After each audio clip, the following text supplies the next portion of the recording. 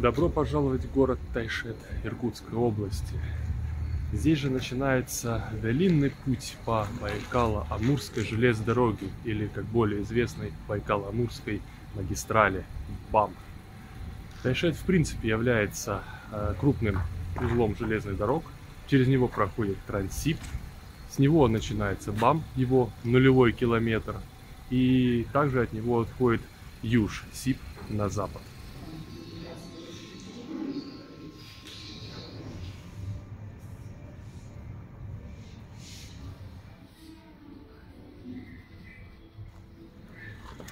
Железнодорожное движение здесь, в Тайшете, началось в 1897 году.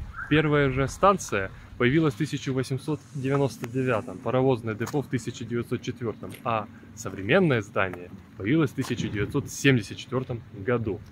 Относится к Восточно-Сибирской железной дороге, электрифицировано 25 киловольт.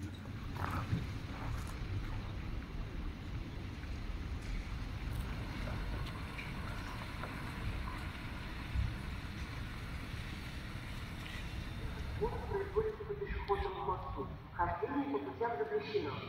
Нумерация вагонов начинается с головы поезда. Паровоз серии Л, или же Лебедь, или же паровоз Лебедянского. Строились они с 1945 по 1955 года, и было построено 4199 плюс один опытный штук. Занимательно, что изначально на фронтоне изображались барельефы Ленина и Сталина. Ну, справедливости ради, так было не только на паровозах серии Л. Но после известных хрущевских событий фронтоны были убраны. Паровозы с фронтонами остались единицы. Лев Сергеевич Лебедянский, советский инженер-локомотивостроитель. Под его руководством и с его участием были созданы различные тепловозы, паровозы, газотурбовозы. В частности, паровоз серии Л, тепловоз ТЭП-60.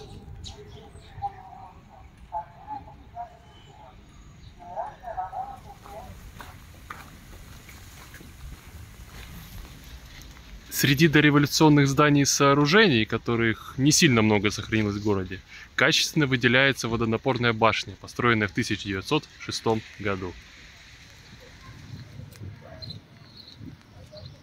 Решение о строительстве железной дороги севернее Байкала еще рассматривалось в царское время, но тогда посчитали, что это очень дорого, да и нет технической возможности. Впоследствии к этой идее вернулись уже в советское время. Так, 13 апреля 1932 года вышло постановление о начале строительства Байкало-Амурской железной дороги.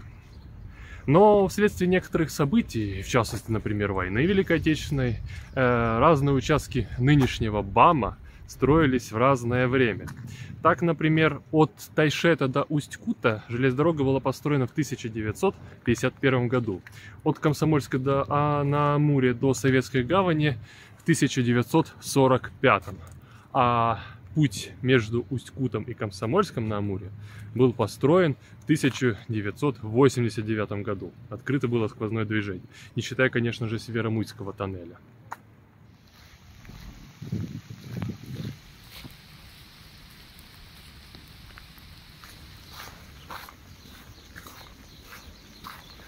Среди немногих сохранившихся дореволюционных зданий, помимо ранее упомянутой показанной водонапорной башни, сохранились некоторые дома. Так, например, по адресу Кирова, улица Кирова, 74, находится противотуберкулезный диспансер. А ранее это был купеческий дом.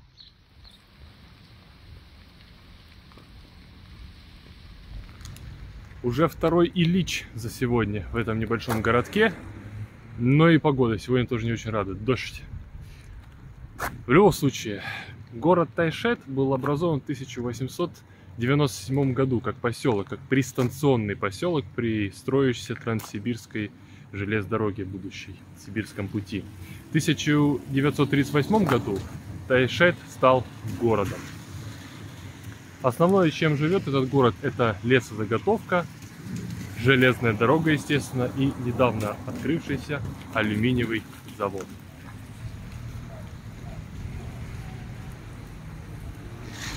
А тут же рядом находится районный краеведческий музей, но который, к сожалению, сегодня закрыт, потому что сегодня воскресенье, а не работают они как раз таки воскресенье-понедельник.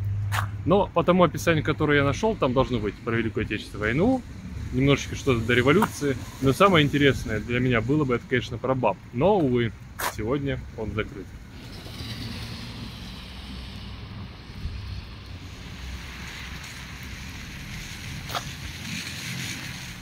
Сквер любви, как называется он.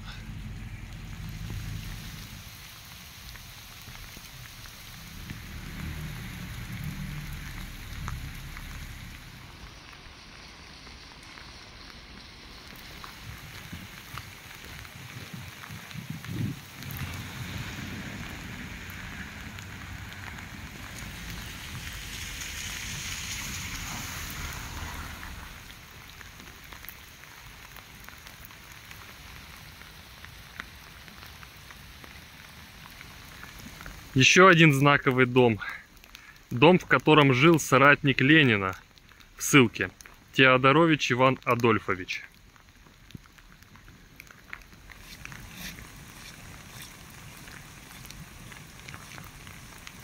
Еще одно знаковое здание. Здесь в 1918 году находился первый Тайшетский волостной совет.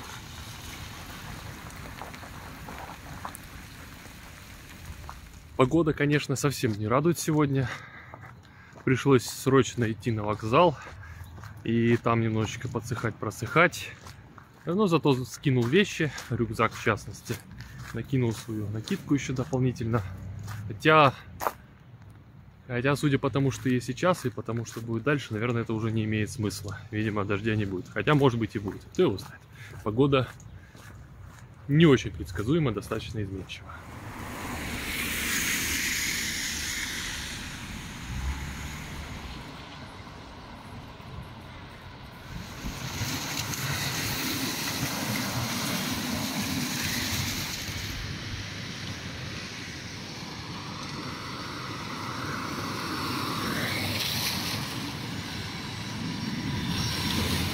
Вот, наконец-то, на пути попался православный храм. Скромненько, без излишеств, даже сайдингом обшит. Но для соответствующих мест пойдет. Храм же в честь Петра и Павла. Петропавловский храм.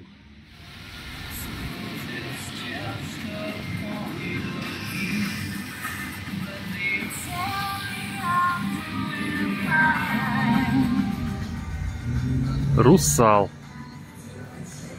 Я же, собственно, и говорил, да, про алюминиевый завод.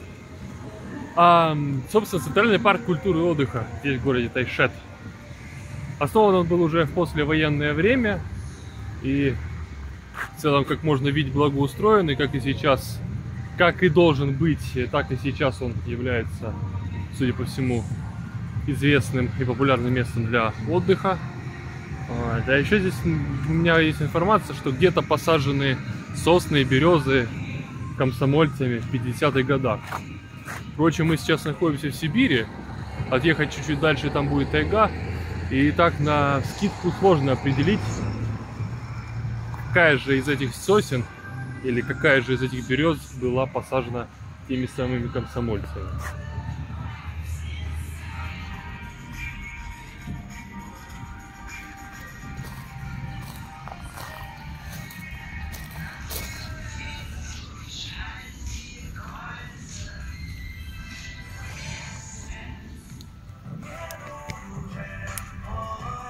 Здесь вот в этом парке вовсю играет музыка и радио.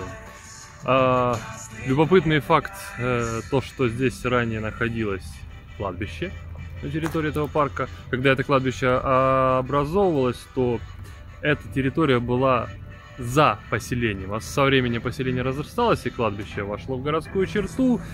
И со временем появился тут парк. Ну, в общем, бывает такое часто. Но помимо этого, здесь же вот находится памятник на бывшей братской могиле борцам за советскую власть. О, пиццу хлеб рекламируют. Так вот, борцы за советскую власть главным образом воевали с колчаковцами и с интервентами. В 19 году многие из них погибли, были похоронены. Позднее, как написано, предположительно в 1970-х появилась вот эта бетонная плита. И тут же под таким тентом, навесом, видимо, после ремонта, судя по тому, что я вижу вокруг, находится небольшой памятник морякам. И рядом находится достаточно часто попадавшийся, устанавливаемый памятник пограничникам.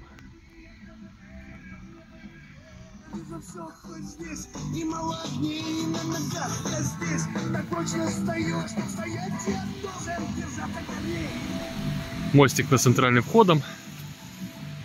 Сам парк такой, не очень большой. Вот церквушка, которую видели перед этим. Небольшой стадион. Вот так. Что ж такое? Опять полило. Дождь подуспокоился, но все еще идет, конечно. И здесь у нас находится памятник политическим репрессиям. Стоит сказать, что в Тайшете в 30-50-х годах 20 века было два управления ГУЛАГа. Это Юшлаг, который занимался лесозаготовкой, и Озерлаг, который занимался железными дорогами. Стоит также еще в этой связи сказать, что помимо заключенных были еще японские военнопленные, квантунская группировка, и немецкие военнопленные. И те, и другие занимались строительством железной дороги.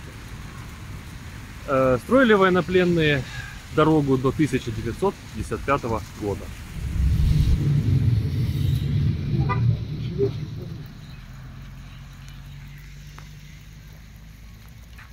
Приехал я, считай, на окраину вот этого маленького городка.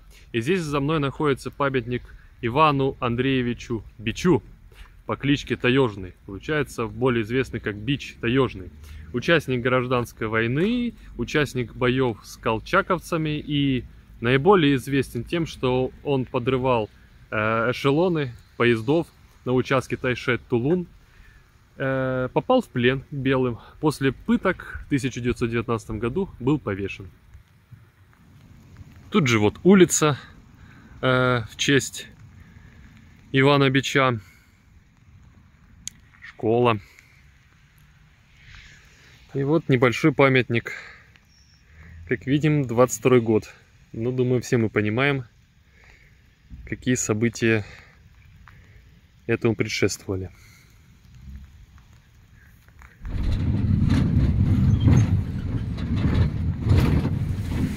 Что до Бича Таежного, что вот обратно в центр я доезжал на маршрутке. Маршрутка номер 3. Газелька низкая. Там автоматические двери. И они клинили, не открывались. Что в том направлении, что в обратном. Так что имейте в этом в виду, когда будете в Тайшете, если вдруг будете.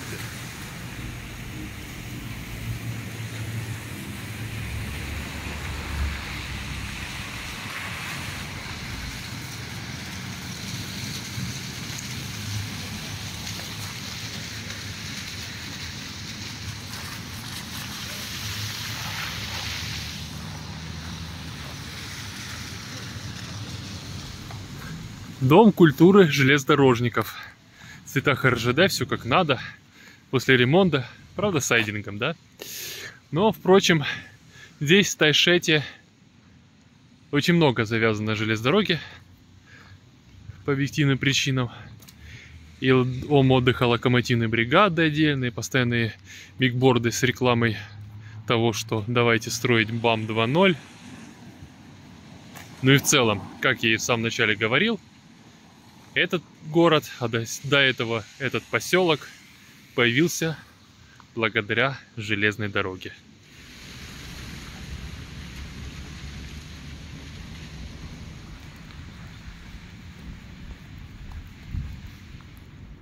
Даже солнышко засветило. Юбилейная площадь, главная площадь города, была открыта в 1977 году. И этот год совпадает с 60-й годовщиной Великого Октября. И одновременно совпадает с 80-летием города Тайшета. Тут же позже установили танк Т-34. Главная доминанта этой площади — это, конечно, вот этот обелиск с серпом и молотом наверху. Впрочем, здесь в Тайшете, я смотрю, даже жилищное строительство какое-никакое да присутствует. хоть и городок и маленький, в основном это частный сектор, но вот, строят многоэтажки. Впрочем, не хочу занудничать, но мне интересно, почему многоэтажки? Спасибо хотя бы, что не 30-этажки, там 9 этажей, что ли. Вот, потому что вокруг места сколько хочешь, но строят все равно многоквартирные дома. И небось там дома какие-нибудь по 40 квадратных метров. Я могу ошибаться, конечно, но предполагаю.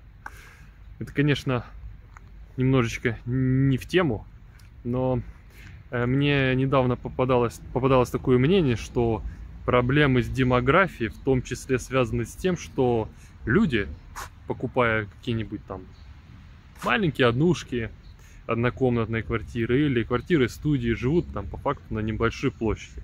И даже если вот они живут вдвоем, да, казалось, молодая пара, все хорошо, но они живут в 40 квадратных метрах, и они не готовы к тому, чтобы это и так маленькое пространство с кем-то еще делить, то есть с ребенком, да. И получаются демографические проблемы, с которыми все пытаются бороться, да как-то не очень удачно. И это я к тому, что, вот, опять же, строят здесь квартиры, хотя пространства для каких-нибудь небольших коттеджей, пускай, да, более чем предостаточно. Но построить многоквартирный дом гораздо дешевле. Ну и, в принципе, квартиру дешевле купить будет, чем какой-нибудь коттедж. И вот, получается, все упирается снова в деньги.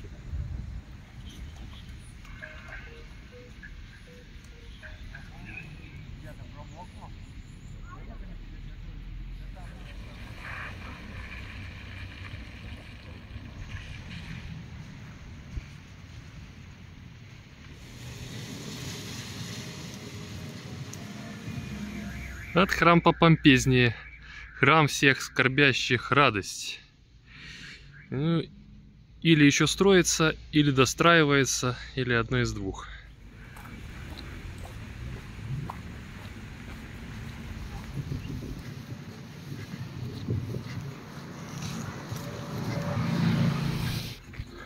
Целый ряд гаражей и старых железнодорожных крытых вагонов.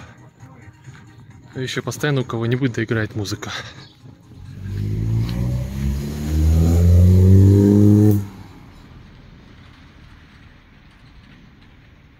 Николай Дмитриевич Пахотищев. Наверное, это один из самых известных уроженцев города Тайшета. Во время Великой Отечественной войны он одним из первых начал производить ночные вылеты, фотографировать вражеские объекты, бомбить их. Прошел войну, получил звание Героя Советского Союза. Помимо микрорайона в городе Тайшете, названного его именем, что показывает эта стелла, также его именем здесь названа школа и парк.